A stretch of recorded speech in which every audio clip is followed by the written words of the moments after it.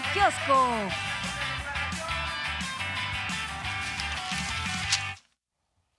Bueno, Pues nos esta vamos tragedia, ya ¿verdad? con... No, vamos a iniciar con, me imagino con, bueno, a ver, de entrada, sí algunos medios han consignado, me imagino que también por lo tarde que Fue muy sucedió tarde. el día de ayer, pues algunos ya no alcanzaron a consignar, pero pues, a ver, por donde se le vea una tragedia, lo que ocurre allá en Ciudad Juárez, Chihuahua, 39 hombres murieron en medio de un incendio, aparentemente provocado por algunos de los migrantes. Es información preliminar, que se investigue totalmente, que se sepa qué fue lo que sucedió, pero primero lo que dice el presidente López Obrador, se va a hacer la investigación, pero mis condolencias, es una situación muy difícil la que viven estos migrantes. Vale la pena recordar que estos migrantes días antes en el puente internacional pues se manifestaron porque las autoridades de los Estados Unidos, ahora lo que estamos viendo exactamente son momentos en los cuales llegaron los bomberos a apagar este incendio. Ya Afuera de de acuerdo a las las instalaciones. crónicas tardaron unos 15 minutos en llegar. Aquí son las imágenes de la estación migratoria, de cómo se van sofocando las llamas. Las propias autoridades tratan de organizar esto. Pero bueno, sí vale la pena también recordar que días antes, en este puente internacional, hubo una manifestación de migrantes porque no los dejan pasar, no les resuelven su situación migratoria. Y hay un asunto de fondo. Estados Unidos los tiene en México, no los deja pasar, pero no les resuelve su situación migratoria. Hay desesperación. ¿Qué están haciendo algunos? Boteando, y estos migrantes van a las calles. Las autoridades municipales de Ciudad Juárez no los estaban dejando ya botear, o sea, para obtener recursos.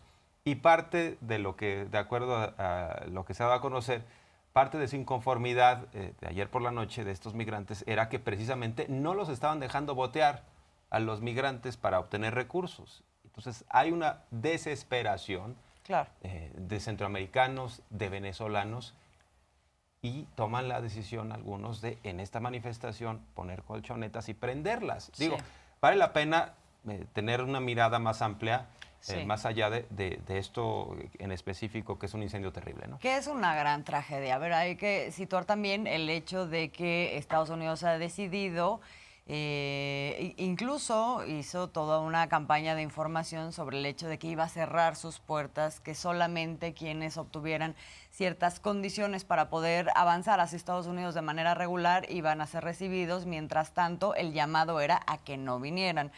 Porque esto ya se traducía, digamos, en una migración irregular, que es lo que se trata de evitar.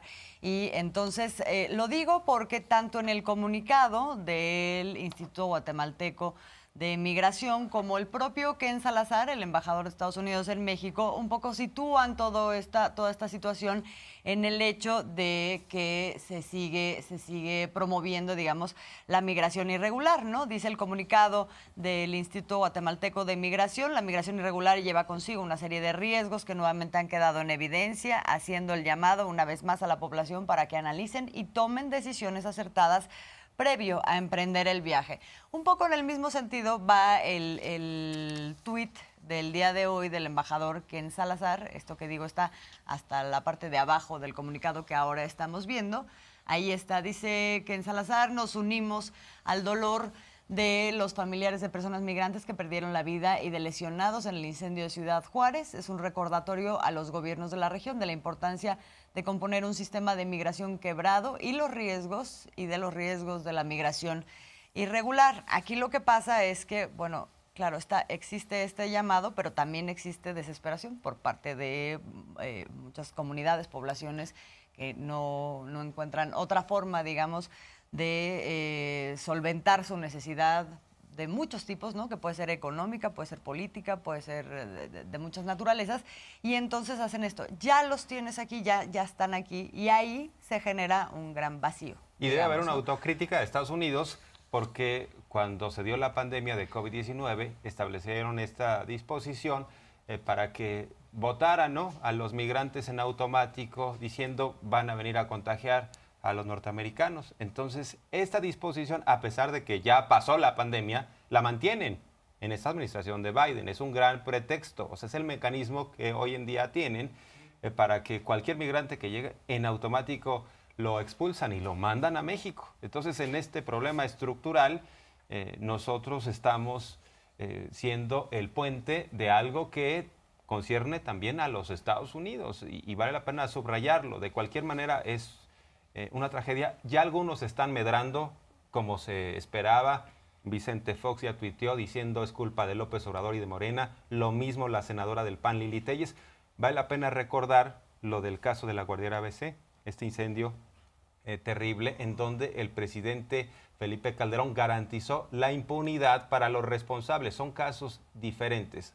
Hasta ahora lo que sabemos es que la FGR va a investigar y dice López Obrador no habrá impunidad. Primero necesitamos saber exactamente qué fue lo que ocurrió. Pero pues sí, lamentable que algunos empiezan a medrar políticamente con esta tragedia, ¿no? Sí, bueno, como ocurre con otras cosas ahora, de que es una tragedia y me parece a mí que tendré que haber revisión por parte de todas las instituciones involucradas en Sí. Estados Unidos y también en México, porque cuando decimos que hay un vacío también, claro, el Instituto Nacional de Migración se ha dedicado junto con la Guardia Nacional a rescatar. Hemos visto en las últimas semanas un montón de rescates de grupos de migrantes que están en condiciones verdaderamente precarias y de riesgo, sin duda alguna. Ahora, están estos refugios y está también la decisión en muchos momentos pues de que regresen a sus países. Esto al parecer fue la causa en esta ocasión de que se amotinaran e hicieran esta manifestación que terminó en tragedia. Desde luego, pues supongo, si esto fue de esta manera, pues que no se midió, digamos, lo que podría haber pasado. Eso es un poco como lo acomoda el día de hoy el presidente. Vamos a escuchar lo que dijo esta mañana. Esto tuvo que ver con una protesta que ellos iniciaron a partir, suponemos, de que se enteraron de que iban a ser deportados, movilizados, y como protesta en la puerta del albergue pusieron colchonetas y les prendieron fuego y no imaginaron de que esto iba a causar esta terrible desgracia. Está ya el director de Migración y desde luego la Fiscalía General de la República para proceder legalmente. Muy triste que esto suceda. Bueno, pues todavía está por verse mucho de este caso. Ahí está claramente la postura de López Obrador, ¿no? Las condolencias, está diciendo se abre la investigación, la FGR está a cargo, es importante porque estamos hablando de un albergue del Instituto Nacional de Migración, pero también respecto a lo que viven estos migrantes, hay autoridades de otras instancias involucradas, el caso de Ciudad Juárez. Y una de las historias que debemos de contar es que allá en Ciudad Juárez gobierna el PAN y estaban impidiendo también que estos migrantes votearan, porque estos migrantes votean en cualquier parte de la República Mexicana. Pero imagínense la desesperación, ¿no? O sea, están simplemente tratando de buscar, después de varios meses, ingresar a los Estados Unidos, pero ya no tienen recursos. ¿Cómo lo hacen para acceder a los recursos? ¿Qué tiene que decir la autoridad municipal en el caso de Ciudad Juárez sobre esta tragedia? Entonces, que se investigue todo, que se sepa, pero pues no es tan fácil como señalar que simplemente fue un tema de incompetencia, ¿no? Pero bueno, me dicen que el alcalde es de Morena. Pues siento también de Morena que nos dé una explicación, o sea, de por qué no estaban dejando que la gente voteara, ¿no? Que los migrantes accedieran a este tipo de recursos, que los hemos visto también en la Ciudad de México, ¿no? A estos migrantes que pues no tienen. Sí, y que están esperando recibir este permiso humanitario para poder transitar, para poder trabajar, pero frente también una Comar, ¿cómo son? ¿La de refugios?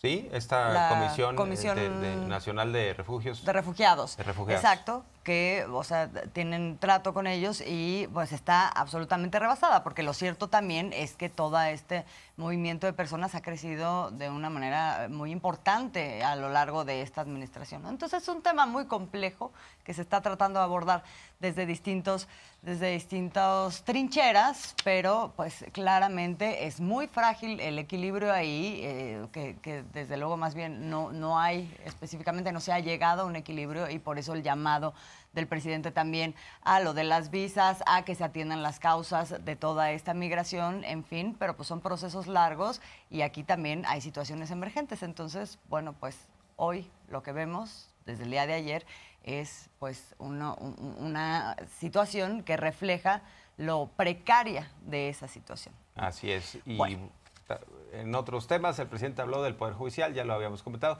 No sé si nos das tiempo o vamos antes a la pausa. Bueno, vamos a la pausa y ya regresamos a hablar de otros asuntos. El Poder Judicial, la reforma, la crítica del presidente. Dice, no hay un solo juez ni ministro que esté siendo castigado en esos momentos. Y ya entramos en este otro tema que tiene que ver con el cuestionamiento profundo. A ver, es que está el paraguas y luego está la situación específica. Dentro del paraguas, el cuestionamiento profundo del presidente a lo que hemos estado viendo del comportamiento de un poder judicial, pues que por lo menos se puede decir que es extraño a qué clase de resoluciones o de definiciones llegan. Y recuerda, ¿no? Ya lo decías, Jorge Armando, recuerda el caso de la esposa de Genaro García Luna, que le fueron descongeladas las cuentas, de Cárdenas Palominos, ahora también, bueno, tenemos otros varios recientes, y en el más reciente, el hecho de que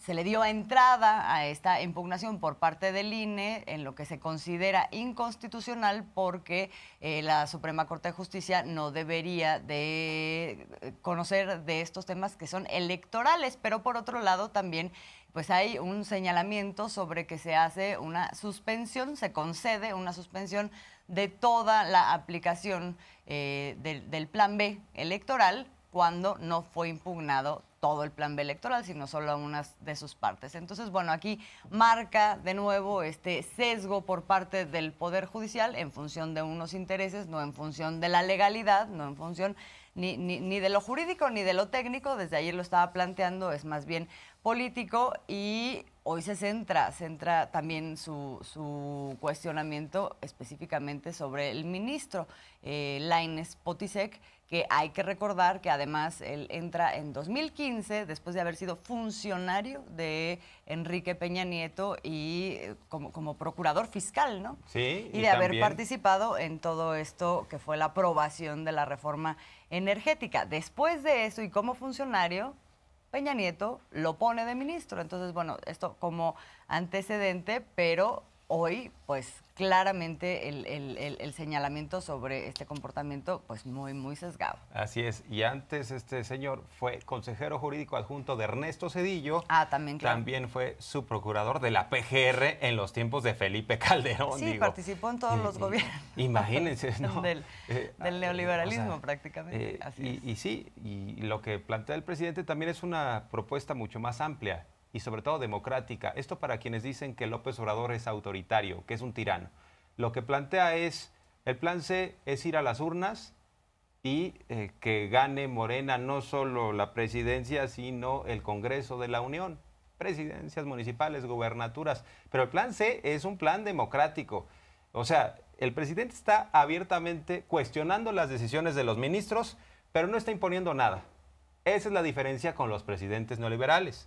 Y vale la pena reconocerlo, porque dice el plan C es un plan democrático, no es, algo que implica una imposición. Si no es Felipe Calderón, no es Zedillo, que puso a los 11 ministros que quiso. Corrió a todos, antes eran más de 11 ministros, eran 20 y tantos o 30 y tantos, ya no me acuerdo. Hizo la reforma Zedillo para poner solo 11, pero los que él quería. O sea, eran tiranos con este sistema de la dictadura perfecta. Sí, en todo caso, lo que se plantea como plan C es un plan que está en manos de la población, ¿no? Sí, o sea, sí, no del Ejecutivo. Y está muy bueno que lo aclares, porque ayer la reacción fue así de, va a usar todas las fuerzas del Estado para que no pase la oposición. No fue ese el planteamiento de ayer del presidente. Hoy lo reitera de esta otra manera. Además, también pues reafirmando o reivindicando la libertad que hoy existe entre los mexicanos, las mexicanas, pues para votar, ¿no? A pesar de todos los pesares y de otras cosas que estamos viendo a nivel institucional. Vamos a ver qué fue lo que dijo específicamente sobre el ministro, Su Alteza Serenísima, así es. También esta ley que lo único que busca es reducir los sueldos elevadísimos de los altos funcionarios y que haya transparencia, pues fue cancelada por un ministro.